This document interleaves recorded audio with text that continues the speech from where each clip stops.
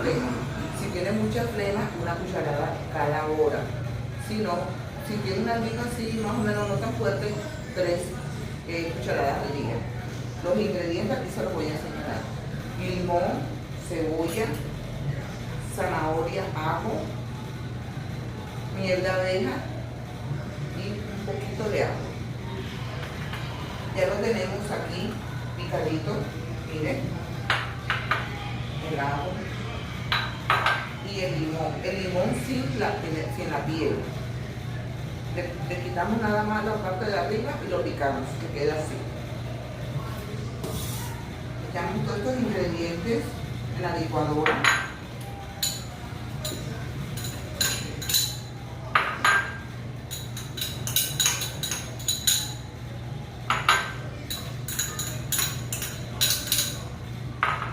El agua.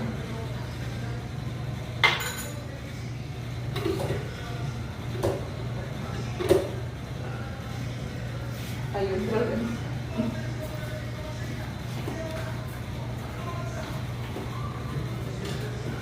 Tapamos y licuamos.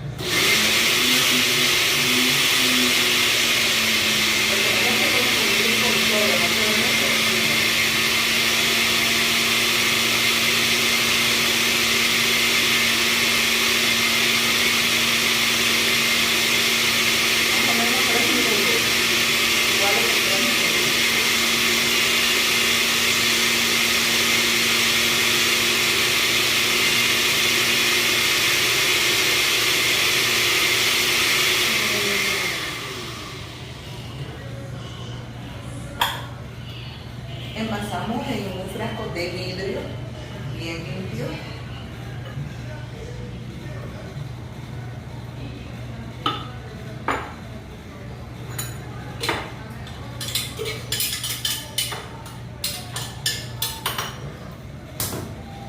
Y le añadimos miel de abeja pura.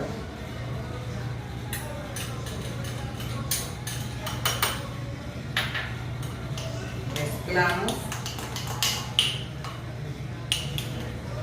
Si le quieres echar un poquito más de las 2 cucharadas de miel de abeja, le puedes poner un poquito más. Y eso es el gusto.